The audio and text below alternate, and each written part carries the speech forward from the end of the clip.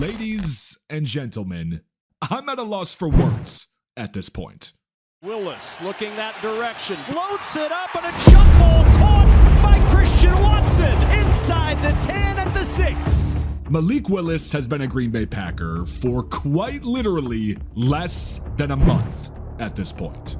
Willis keeps on the zone read, bouncing towards the goal line, touchdown! Malik Willis into the end zone.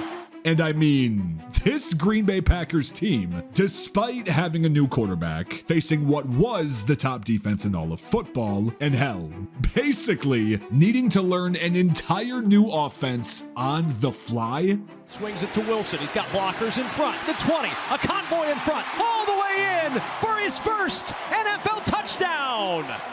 So, this man's return is seemingly right around the corner. And when you dive into what this offense is doing without him on the football field, it is both pure genius and absolutely terrifying.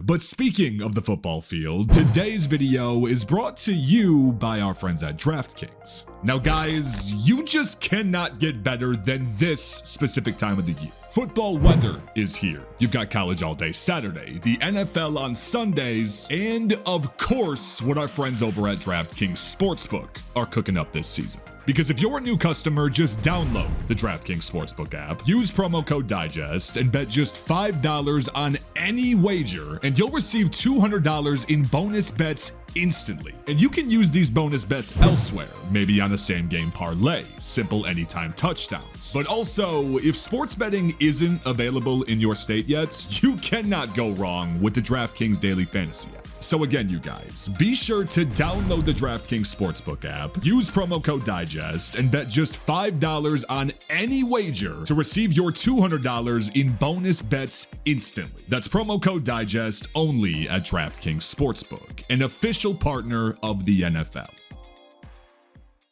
So I want you guys to guess, how many plays in this game did it take before Packers head coach Matt LaFleur absolutely destroyed Tennessee's game plan going into this? Willis to the air on first down, and he finds Jayden Reed. And Reed down the sideline, shoved out at the Tennessee 40. The answer, one play. That's it. Now, there are two different areas where Packers head coach Matt LaFleur is seemingly head and shoulders above 90% of coaches in this league. I mean, hell, I don't think most coaches in football can do what he's doing with Malik Willis right now. He is today, and my goodness, what a difference a setting makes for a quarterback. And those two areas are one, exploiting defensive weak points, and second, maybe most importantly, decoying his biggest strengths. Just rewind to last week for the living example of this. He's got it. He's got room. Josh Jacobs gallops free. Biggest run in his short tenure with the Packers for 40 yards. 1 week after running Josh Jacobs down the throats of the Indianapolis Colts, and them simply just not having an answer for it, he became that decoy in week 3. And I mean, he was used to perfection. If we go back to that first play of the game, just look at the number of defenders that bit on that misdirection run concept. Watch the flow of the play and which direction Jayden Reed is going. It's contrary to everything else. And the longest pass allowed by Tennessee on the season comes in the first play of the game. The entire first half, really, was both pure brilliance and completely unexpected. Because just 1 week after Malik Willis managed the story of the game in week 2, he became the story in week 3. Now, simply put, there might not be both a coach and a wide receiver room in all of football that is more versatile than what the Packers have across the entire board. Prior to this game, Malik Willis had just 3 completions of 30-plus yards in his entire career up to this point. I mean, hell, one of them was a lob ball a week ago. Willis, his first downfield shot for Romeo Doubs. Went over the top and hauled it in. 40 yards. And this week against Tennessee, LaFleur and company doubled that number for him in just the first half. Willis to the air, zips it in. Christian Watson hurdling high at the 15-yard line and out of bounds. Complementary football is the name of the game for this team. No matter who is the quarterback, the air attack is going to thrive off of what the ground game presents. Last week, it was Josh Jacobs. This week, it was Matt LaFleur preaching to Malik Willis to take advantage of those constant zone reads, or even just scrambling at the constant rate that he did. Willis in some trouble. Eludes the rush. Now he'll tuck it and run for the first down and more. Already the 6th run of the season of 20 yards or more for Green Bay. Most in the league through 2 weeks. And when you're working with what is the most productive ground game in the entire league, throwing the football almost becomes too easy for them. Now, this offense actually has the most explosive play rate through 3 weeks in the National Football League. And I mean, the pass game specifically is just taking what opposing defenses give them.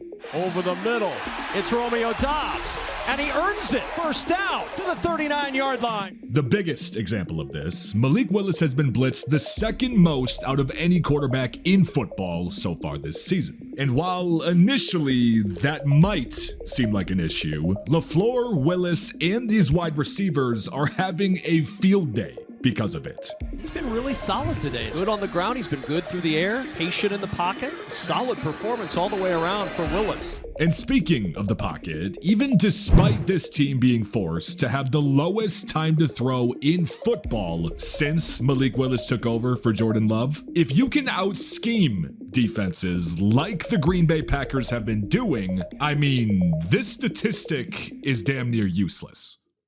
Like, look at Christian Watson, just 2 catches for 67 yards in this game, but nonetheless giving Willis the chance to connect with him in situations where he's best in one-on-one situations against specific defensive coverages. Willis looking that direction, floats it up, and a jump ball caught by Christian Watson inside the 10 at the 6.